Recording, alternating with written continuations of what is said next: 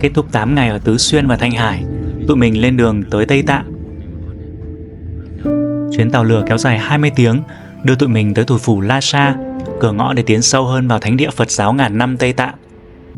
12 ngày ở Tây Tạng có lẽ là một dấu mốc tuyệt vời trong đời, khi mỗi ngày đều đầy ắp những trải nghiệm mới mà tụi mình chưa từng nghĩ sẽ thực hiện được.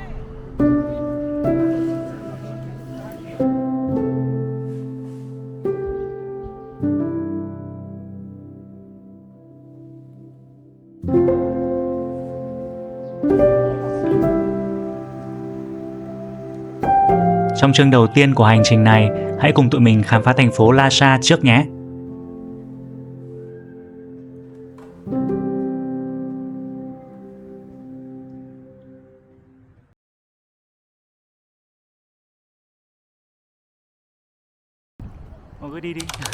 Chuyến tàu tới Lhasa của tụi mình xuất phát từ ga tàu cao tốc thành phố Tây Ninh, tỉnh Thanh Hải lúc 21 giờ 10 phút tối.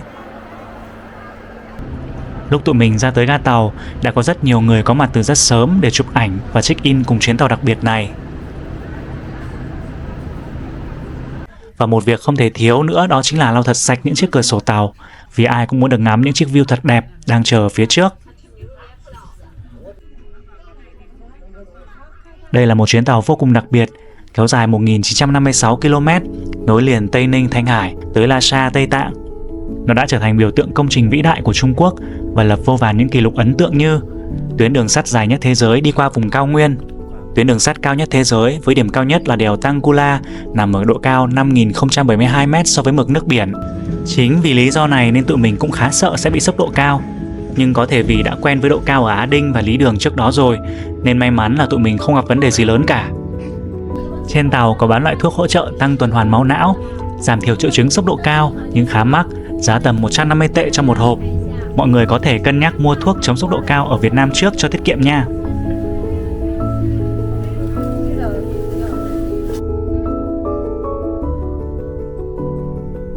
Theo tụi mình được biết, để du lịch tới Tây Tạng cần phải xin giấy phép đi lại dành riêng cho Tây Tạng và cần phải đi theo tour có hướng dẫn viên bản địa. Vé tàu hỏa đi Tây Tạng cũng cực kỳ khó mua vì hết chỗ rất nhanh. Tụi mình cũng phải nhờ công ty tour mua hộ cho luôn mới đảm bảo có chỗ được. Giá vé giường nằm mềm là 521 tệ, cộng thêm phí mua vé hộ là 200 tệ nữa.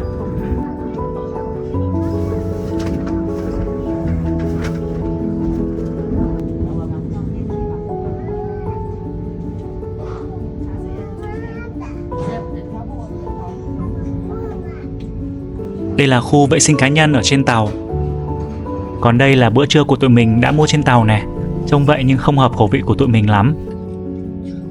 Mỗi lần nhìn qua cửa sổ tàu lại như thấy một bức tranh mới vậy. Phong cảnh bên ngoài thực sự rất đẹp.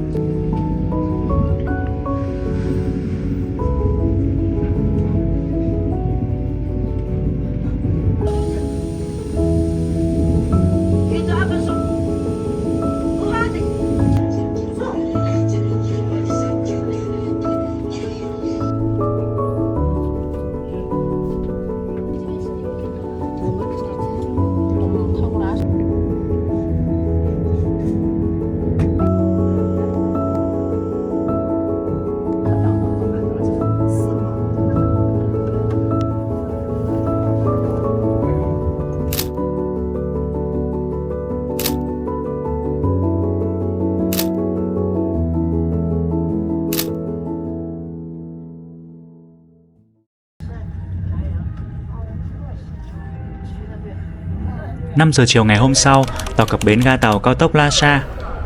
Độ cao hiển thị trên app đang là 3.650 m, vậy là cao hơn đỉnh Phan Xipang 500 m lận. Ga tàu Lhasa được thiết kế giống như một ngôi nhà tạng khổng lồ. Phía đối diện còn có hình của các đời chủ tịch nước Trung Quốc với khẩu hiệu kỷ niệm 70 năm giải phóng hòa bình Tây Tạng. Anh hướng dẫn viên người Tạng đã chờ sẵn, quàng cho tụi mình những tấm khăn khata màu trắng để chào đón. Một bí mật nhỏ đó là những hướng dẫn viên người Tạng như anh này lại thích sử dụng tiếng Anh hơn là tiếng Trung nhé.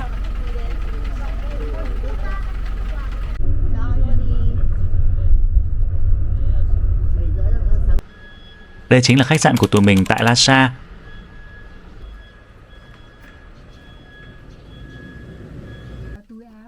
Khách sạn nhìn bên ngoài đậm chất Tạng, nhưng bên trong vẫn rất hiện đại và khang trang. Trong sảnh, các bạn nhân viên cũng mặc đồ truyền thống của người Tạng.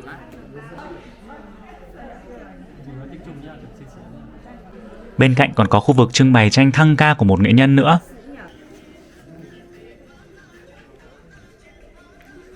Đi ra khỏi khách sạn là tới ngay phố Ba Kho tấp nập. Có đủ thứ mặt hàng được bày bán tại khu phố này. Em ơi!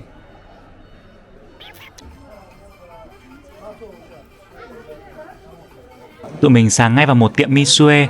Trà sữa và đồ uống ở mi xuê Trung Quốc cực rẻ, chỉ có 6 hay 7 tệ một cốc thôi. Trời ở Lhasa tối khá muộn, 8-9 giờ tối mà trời vẫn chưa tối hẳn. Nhưng cả con phố thì đã lên đèn rồi.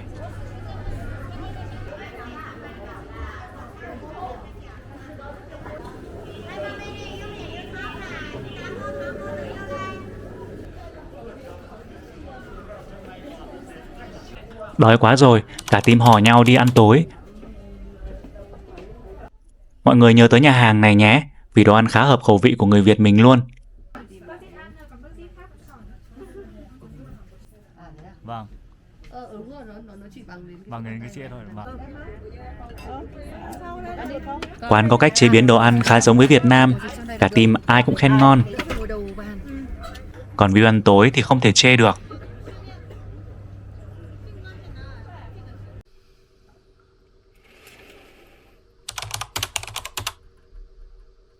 Sáng ngày hôm sau, tụi mình mới chính thức bắt đầu khám phá Lhasa, thủ phủ của khu tự trị Tây Tạng. Điểm đến đầu tiên chính là cung điện Potala, cung điện cao nhất thế giới.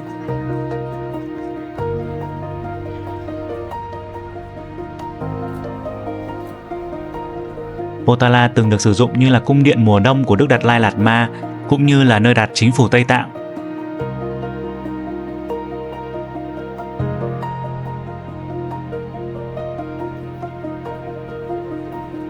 Tọa lạc ở độ cao 3.600m so với mực nước biển, cung điện Potala cao 170m, được xem là cung điện đồ sộ và nguy nga nhất trong tất cả các kiến trúc cung điện ở Tây Tạng.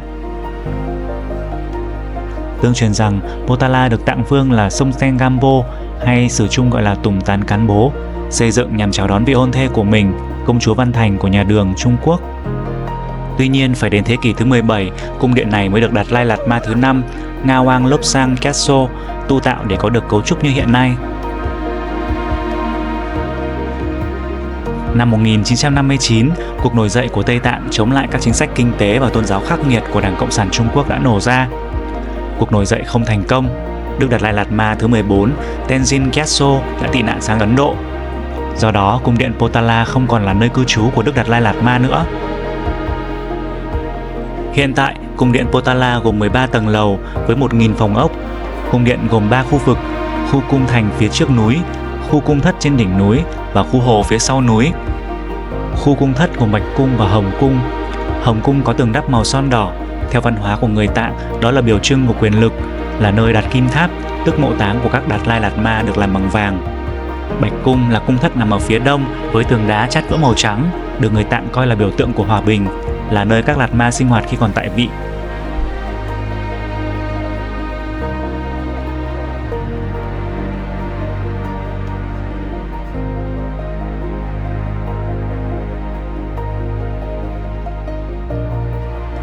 Mới đầu tháng 9 thôi, nhưng sắc thu đã chớm về tại Lhasa rồi.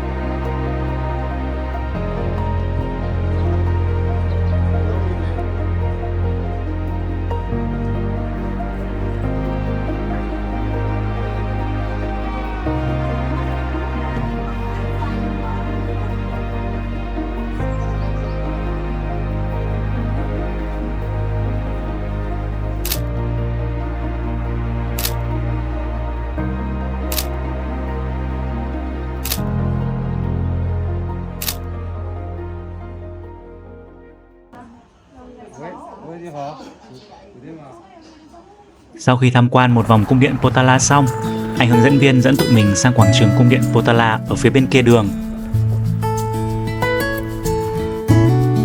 Từ đây có thể nhìn thấy toàn bộ mặt trước của cung điện Potala.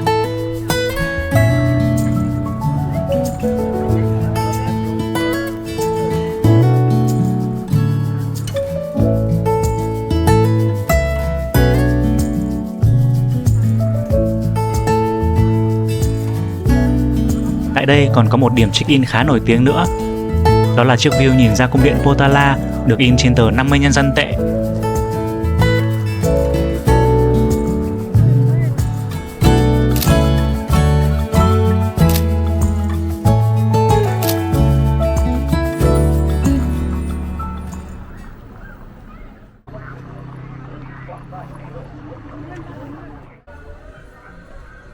Bữa trưa hôm nay tụi mình ăn tại một nhà hàng ẩm thực Tạng có tên là Lhasa Kitchen.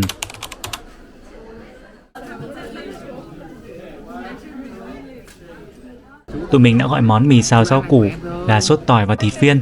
Đồ ăn cũng khá ngon.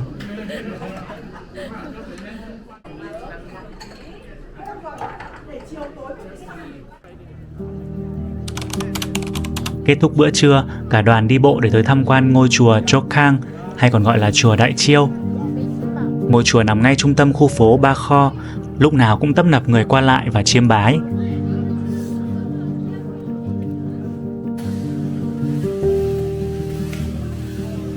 Tụi mình đã vô cùng bất ngờ vì số lượng người tới đây bái lạy, và cách bái lạy của họ cũng rất đặc biệt nữa. Chùa Chokhang là ngôi chùa linh thiêng nhất của người Tạng. Theo tiếng Tạng, tên của nó có nghĩa là Phật đường, còn có một nghĩa khác là Phật Thích Ca Mâu Ni, cũng tức là Phật đường cung thờ tượng Thích Ca Mâu Ni.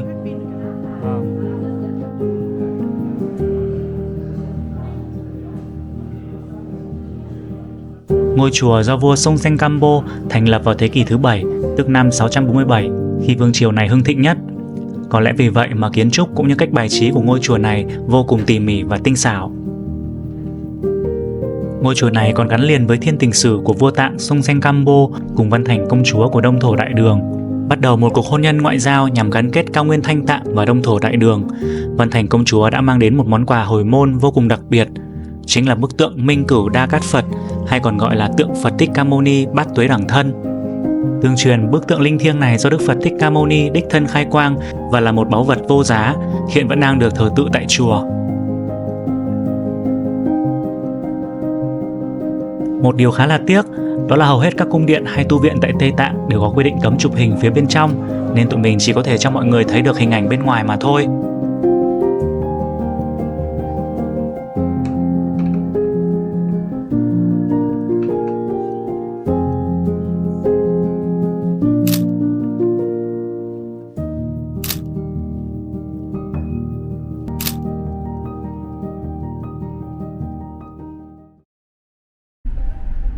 Sau khi kết thúc ngày tour đầu tiên, tụi mình tự đặt taxi đi và tới một quán cà phê rất đặc biệt.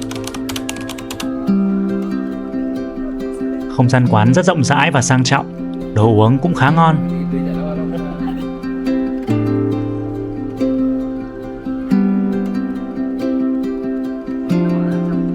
Tuy nhiên, điều khiến tụi mình phải lặn lội tới đây chính là chiếc view này đây. Chiếc view nhìn thẳng ra cung điện Potala dưới ánh hoàng hôn. Nếu muốn lên được sân thượng để ngắm view này thì tụi mình đã phải gọi mỗi người một món nước, tối thiểu là 30 tệ đó. Nhưng cũng xứng đáng phải không?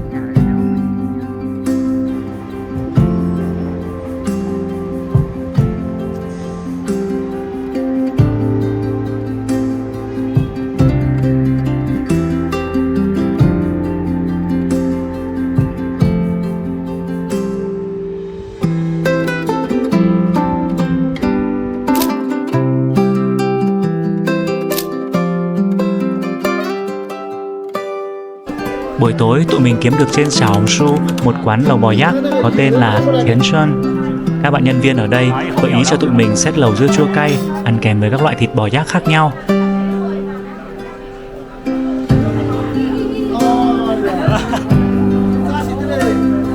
Cực recommend mọi người quán này vì quá ngon. Còn có cả tiết mục văn nghệ đến từ chính các bạn nhân viên quán nữa.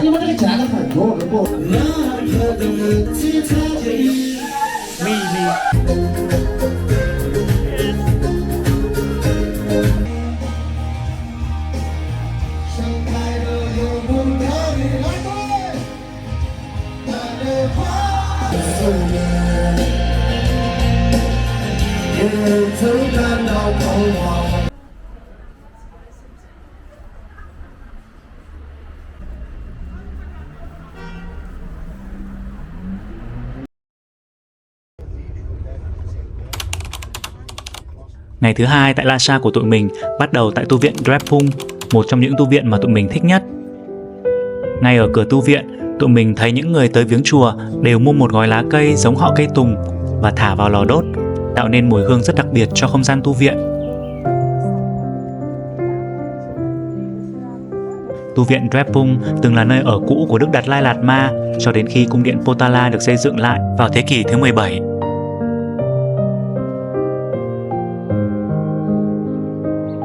Nằm trên núi Kambo Use, cách vùng ngoại ô Lhasa khoảng 5 km về phía tây, tu viện Drepung đã từng là một trong 3 tu viện lớn có tầm ảnh hưởng rộng nhất trên đất Tây Tạng. Tu viện được thành lập vào năm 1416, trải qua rất nhiều những biến cố trong lịch sử, nhưng tu viện vẫn được bảo tồn khá tốt. Tụi mình đã bị hấp hồn bởi không khí yên tĩnh và nhẹ nhàng tại tu viện. Những khung cửa sổ treo rèm đung đưa trong gió, những khu vườn tràn ngập cỏ và hoa, những bức tường trắng sáng rực dưới nắng. Đi dạo trong khuôn viên tu viện thôi cũng đủ làm tâm trí trở nên tĩnh lặng và bình yên hơn rồi.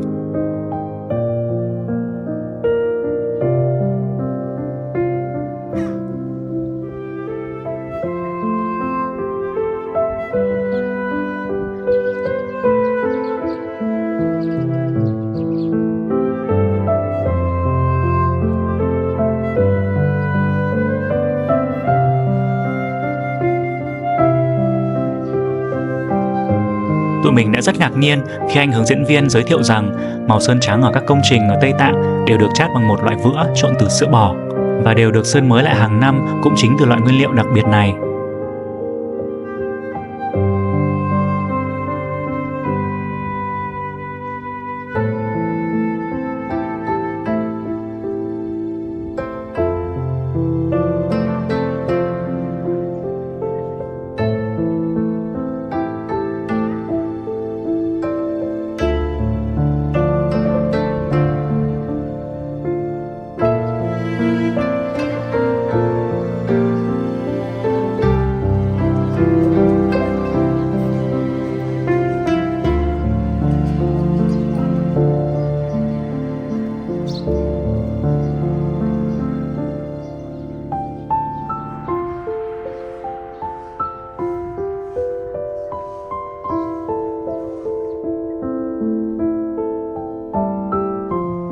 Lúc đi xuống, tụi mình đi theo một con đường khác và phát hiện những bậc thang được vẽ trên vách núi.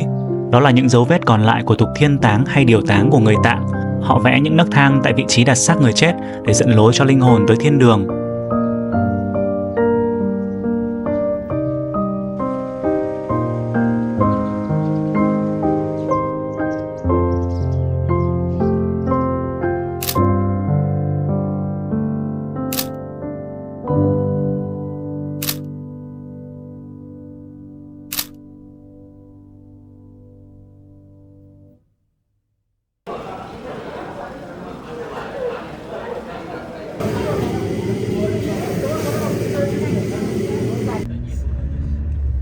Sau bữa trưa đơn giản trong tu viện Drepung, tụi mình di chuyển tới địa điểm tiếp theo.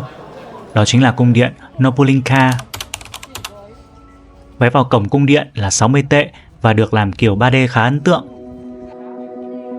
Nếu Potala là cung điện mùa đông thì Nobulinka chính là cung điện mùa hè truyền thống của các Đạt Lai Lạt Ma. Nằm ở phía tây của Lhasa, cung điện này mới được xây dựng từ năm 1755 dưới đời Đạt Lai Lạt Ma thứ 7. Đạt Lai Lạt Ma thứ 14 cũng đã ở đây trước khi ông lưu vong qua Ấn Độ.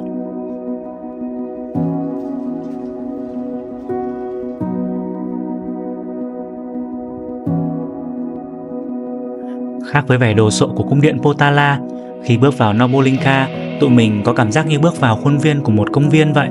Với những hàng cây xen kẽ dưới thảm cỏ xanh mướt, những hồ nước chảy quanh những khu nhà và điện thờ, mọi thứ hài hòa và gần gũi đến lạ kỳ.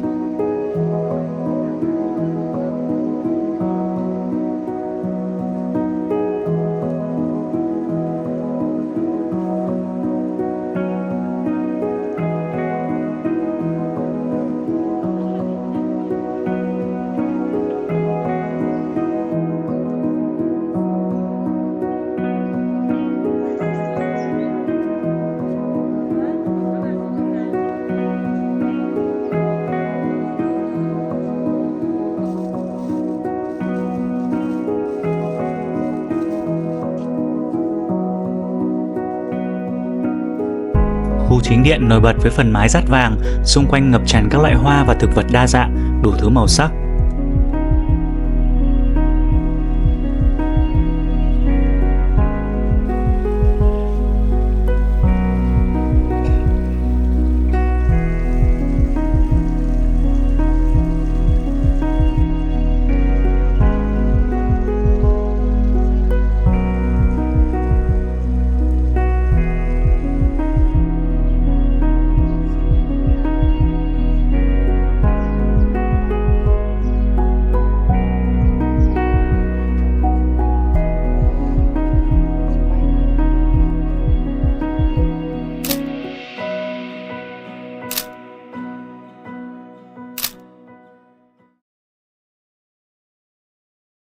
Điểm đến cuối cùng trước khi rời Lhasa của tụi mình chính là tu viện Sera. Trong khi tu viện Drepung nằm ở phía tây của Lhasa thì tu viện Sera lại tọa lạc ở phía đông. Cả hai tu viện đều đóng một vai trò quan trọng trong việc gìn giữ và thực hành Phật giáo Tây Tạng.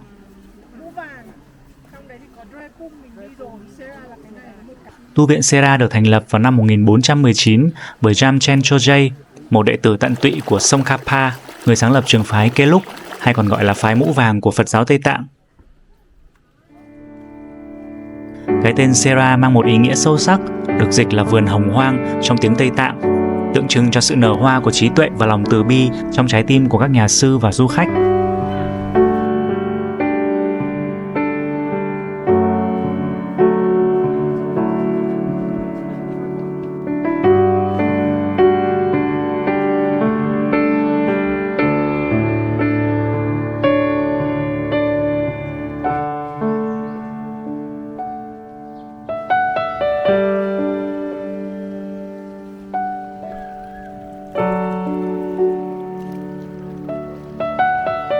Một thứ không thể bỏ qua khi tới tham quan tu viện Sera đó chính là khu vườn tranh luận. Tại khuôn viên này, vào mỗi buổi chiều, các nhà sư trẻ sẽ tập hợp và cùng nhau trao đổi, thể hiện quan điểm cá nhân về những giáo lý của Phật giáo theo một cách rất đặc biệt. Nếu để ý kỹ, các nhà sư sẽ có những hành động lặp đi lặp lại trong quá trình tranh luận. Theo lời anh hướng dẫn viên, hành động đập lòng bàn tay vào nhau thể hiện sự tán thành, còn nếu là đập lưng bàn tay thì thể hiện sự không nhất trí, cần phải suy nghĩ thêm. Thực sự là một trải nghiệm quá hay ho đối với những bạn trẻ như tụi mình. Vậy là kết thúc những ngày làm quen độ cao ở thủ phủ Lhasa rồi. Trong những ngày sau, tụi mình sẽ di chuyển tới những vùng đất xa hơn về phía tây của Tây Tạng. Hẹn mọi người ở vlog tiếp theo nha!